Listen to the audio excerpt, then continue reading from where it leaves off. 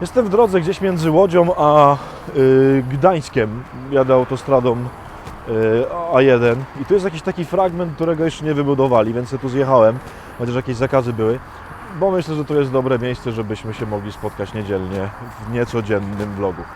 Więc czołóweczka, a potem zapraszam na gadanie.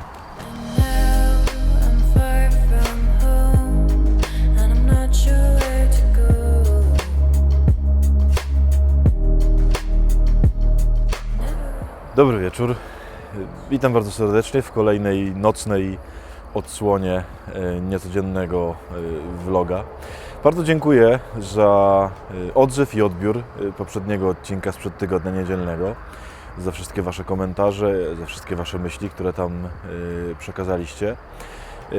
Chciałbym na początku spełnić obietnicę i prośbę Waszą, dlatego że wspomniałem o liście tęsknienie, o liście tęskniącej, o playliście, której używam.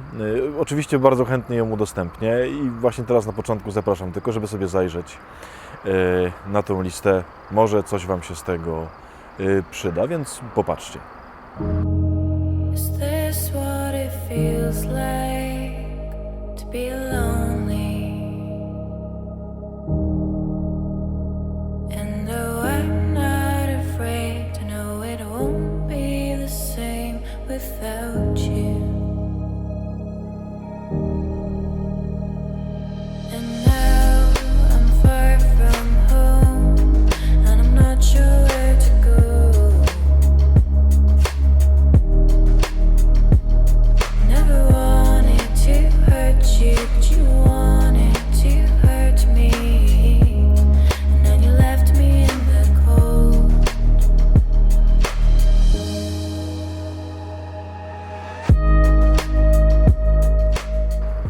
Tak właśnie wyglądają moje nocne wojaże z nutą w uszach. Może to Wam się spodoba. Oczywiście spis tych wszystkich utworów znajdziecie też na dole w opisie pod tym filmem. Moi drodzy, do tematu dzisiejszego. Chciałbym, żebyśmy zaczęli od takiego pojęcia, które ja bardzo lubię i które jest w ogóle piękne, ale jednocześnie trochę niebezpieczne, a które się nazywa melancholia. Otóż w takim nocnym spacerowaniu, w nocnym tęsknieniu, w nocnym rozmyślaniu i wyciąganiu swojej duszy w jakimś takim poczuciu samotności, w takim poszukiwaniu spełnienia, może się zdarzyć, i to nie jest tylko kwestia charakteru, że popadniemy w coś, co się nazywa melancholią. I bardzo chciałbym o niej trochę opowiedzieć, dlatego że spotkałem już bardzo wielu ludzi, którzy dali się zwieść temu uczuciu, które wydaje się dosyć niewinne, dosyć sympatyczne, a może się przerodzić w coś bardzo, bardzo niedobrego. Co to w ogóle jest melancholia? To jest w ogóle bardzo starożytne greckie pojęcie, wzięte z takich początków w ogóle myślenia o człowieku. Znaczy dosłownie czarna żółć. Nie wiem, czy to wiecie, że to słowo melancholi znaczy czarna żółć. To się wzięło od Hipokratesa i od pewnej teorii o tym, że każdy człowiek się składa z 4 płynów ustrojowych, które w zależności od tego, jak są wymieszane i przewaga którego jest największa, to ma taki temperament. Jednym z nich właśnie była melancholia, którą się dzisiaj tłumaczy, i to jest oczywiście od starożytności jakoś bardzo podobnie, jako taki smutek wynikły z rozpamiętywania rzeczy przeszłych przede wszystkim. Melancholia się bierze stąd, że człowiek, no właśnie, był kiedyś szczęśliwy, może doznał jakiegoś takiego stanu radości i szczęścia, bardzo może nawet długiego, który się skończył. Ja bym chciał opowiedzieć o pewnej bardzo specyficznej odmianie melancholii, która się bierze w sytuacji, kiedy byliśmy w jakimś związku, kiedy człowiek był zakochany, kiedy człowiek może nawet cały się jakoś tak, że tak powiem, odurzył miłością do kogoś i potem to się skończyło. Ktoś odszedł, związek się zakończył, albo w jakiejś tam początkowej fazie, ale miłość się już jakoś tam pojawiła, albo w ogóle po latach, nawet może w małżeństwie po bardzo wielu latach. Istnieje taka melancholia, która potrafi być zabijająca. Dlatego, że melancholia, że tak powiem, w takim niegroźnym stadium, w niegroźnej dawce jest w ogóle całkiem sympatyczna. To, co Wam mówiłem ostatnio, dlatego dzisiaj o tym mówię, jakby może też być pewnym wyrazem melancholii. Gdzie człowiek właśnie samotny, czasem taki, który był w jakimś związku, no właśnie łazi sobie ulicami, myśli sobie, tęskniąc nie wiadomo o czym. O ile to jeszcze do Pana Boga jakoś idzie, to jest w porządku, tylko nie zawsze to idzie do Pana Boga. I dopóki to jest raz na jakiś czas, dopóki to jest, no właśnie, taki moment pewnego wyciszenia, uspokojenia siebie, dania sobie możliwości zatęsknienia, uznania swoich uczuć i emocji, które w człowieku są, to jest w porządku. Ale może się to przerodzić w coś bardzo, bardzo niedobrego. Ostatnim stadium melancholii jest tak naprawdę depresja. I można się tak, że tak powiem, pochłonąć przeszłością, tak się pochłonąć związkiem, który istniał, tak się pochłonąć uczuciami, które człowiekowi towarzyszą, towarzyszyły i towarzyszą, że to się staje totalnie destrukcyjne. Ja bym chciał ten odcinek skierować do tych, którzy bardzo możliwe, że są w takim stanie albo byli w takim stanie i ten stan gdzieś tam może wraca. Do wszystkich tych, którzy zostali porzuceni, do wszystkich tych, którzy no, cierpią właśnie tęskniąc za kimś, kto był i kto sobie poszedł, kto kochał i już nie kocha, kto był całym Twoim życiem i już nie jest. Po pierwsze, nie miej sobie tego za złe, w takim sensie nie chodź w takim poczuciu winy i oskarżenia. Pokochaj siebie z tym. Jeżeli ktoś zawładnął gdzieś kiedyś Twoim sercem, no to tak się po prostu stało.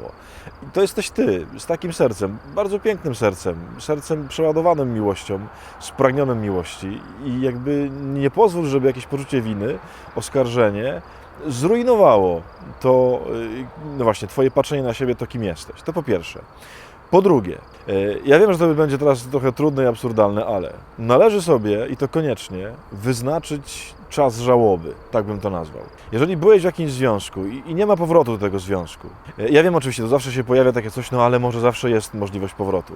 Nie, jesteśmy w stanie dosyć jasno określić, kiedy, na takie oczywiście nasze ludzkie patrzenie, jest możliwość powrotu, czy nie ma możliwości powrotu. Jeżeli ktoś sobie już poszedł, jeżeli zbudował nowy związek, to oczywiście, że może się zdarzyć, że nie wiem, za 10 lat tamten związek się rozpadnie i wróci. Ale nie wolno Ci na to czekać. Jeżeli coś się definitywnie zakończyło, jeżeli ktoś sobie poszedł i nie wraca, jeżeli podjąłeś jedną tam czy ileś tam prób kolejnych, żeby to ratować i z tego nic nie ma, czyli coś się zakończyło, to daj sobie czas na żałobę, tak, pozwól sobie na, trudno mi określić ile, ale to musi być określone. Miesiąc, no myślę w ogóle, że nie więcej, naprawdę. Na rzeczywiście totalną żałość i totalną rozpacz. Tak, siedź wieczorami po prostu w oknie, płacz, weź gorącą kąpiel, płacz, idź na spacer, płacz, słuchaj listy tęsknienia i płacz, ale błagam Cię, najlepiej to w ogóle tydzień, ale jednak musisz, niech będzie miesiąc, chociaż ja uważam, że miesiąc jest za długo, bo to może być destrukcyjne, ale wyznacz sobie jakiś czas, ale wyznacz i koniec. Błąd polega na tym, że potrafimy, znam takich ludzi, miesiącami, a czasem i latami chodzić nieustannie rozpamiętując i myśląc o tym. I oczywiście ja wiem, że część z Was mi powie, ale to się nie da tak wyłączyć. Uwaga, da się. W sensie nie w jedną sekundę, nie tak, że postanowisz, że koniec, ale tylko podejmując po takich, nie wiem, 2 tygodniach żałoby pewną decyzję, koniec, nie męczę się więcej tym, nie rozścieram tego w sobie, nie miętolę tego w sobie, tylko kończę to, da się to zrobić i to naprawdę ucichnie. I to wyświechtane słowo, że czas leczy rany, to jest najprawdziwsze zdanie świata. Naprawdę czas leczy rany, o ile na to pozwolisz, czyli podejmiesz taką decyzję. Moja ogromna rada, i to jest najważniejsza rada, myślę, tego odcinka, dla wszystkich nieszczęśliwie zakochanych, dla wszystkich porzuconych, dla wszystkich, którym coś nie wyszło w miłości i łażą z tym.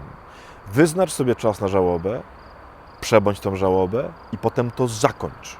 Dlatego, że inaczej ta melancholia i ten smutek i to rozpamiętywanie naprawdę się przerodzi w coś tragicznego. Przerodzi się w rozpacz, przerodzi się w depresję, z czego nie będziesz w stanie już wyjść. I po tym czasie tej żałoby trzeba spróbować podjąć, ja wiem, że wtedy jest bardzo to trudne, ale trzeba podjąć, że tak powiem, zupełnie inne, normalne, aktywne życie. Trzeba pójść do ludzi, trzeba na siłę się zmuszać, żeby ludzi poznawać, żeby być nowymi ludźmi, gadać z przyjaciółmi, nie siedzieć samemu, nie chodzić z muzyką tęsknienia w uszach po ulicach, tylko zacząć życie tak, jakby nie było tych uczuć. I nawet jeżeli one są jeszcze, jeżeli podejmiesz taką decyzję i będziesz próbował być w niej wytrwała, to minie. Dla mnie to jest strasznie ważny temat, dlatego że ja spotkałem w swoim życiu już bardzo wiele osób, naprawdę bardzo wiele, no chyba szczególnie kobiet, ale nie tylko, no mężczyzn też, którzy naprawdę po prostu 3, 4, 5, 10 lat siedzą w takim nieustannym rozpamiętywaniu, myśleniu, wspominaniu, totalnie melancholicznym nastroju, który się po prostu przeradza w pewnym momencie w duchową, psychiczną, taką osobowościową śmierć. nie warto. Po prostu nie warto. Zapraszam serdecznie do żałoby, do tego, żeby ją odbyć, zamknąć, a potem spróbować żyć dalej. Jasne, że ktoś się by przydał, żeby o tym mówić, żeby komuś o tym opowiedzieć, dobry przyjaciel, żeby poprosić go też, słuchaj, pomóż mi w tym, tak? Jakby jak zobaczysz tylko, że się osuwam gdzieś tam w jakąś otchłań, to po prostu weź mnie, kopnij w tyłek, żebym tego nie robił. To jest strasznie ważne. Samemu oczywiście, że jak to Cię napadnie, jak Cię te wszystkie emocje znowu jakoś tam osaczą, no to strasznie trudno się z tego podnieść. Dlatego kogoś takiego strasznie warto poszukać. Ale koniecznie trzeba sobie wyznaczać terminy i końce takich uczuć. Ja kocham melancholię, naprawdę. Te moje tęsknienia, o których Wam mówiłem, gdzie tam czasem właśnie sobie chodzę i sobie za Bogiem tęsknię, to są bardzo piękne rzeczy. Ale łapię się też na tym, że czasem się potrafię w tym zbytnio rozkoszować i to mnie po prostu tak ubezwłasnowolnia, rozleniwia i sprawia, że to się robi coś niedobrego wtedy w głowie i w sercu. Raz na jakiś czas melancholia jest czymś bardzo sympatycznym, ale ona nie może się stać, no właśnie, treścią życia. I jeżeli to jest o Tobie, jeżeli to jest do Ciebie, to błagam Cię, żałoba, stypa, pogrzeb, a potem do życia. Gdyby tak się stało, byłoby super i uwaga, cokolwiek o tym myślisz, to jest możliwe i da się to zrobić. Tylko, tak jak zawsze, czy się odważysz podjąć taką decyzję, czy poprosisz kogoś, żeby Cię pilnował w tej decyzji i czy potem będziesz próbował i próbowała być konsekwentny i konsekwentna. Byłoby super, gdybyś tak zrobił i tak zrobiła. Koniec. And now I'm far from home, and I'm not sure where to go. Przyjechała przed sekundą jakaś służba autostradowa i zapytała, a co tutaj pan robi, co pan nagrywa. Powiedziałem, że film na YouTube'a, a oni zapytali, o czym ten film. Powiedziałem, że o miłości. Oni powiedzieli, a o miłości to okej. Służba w porządku.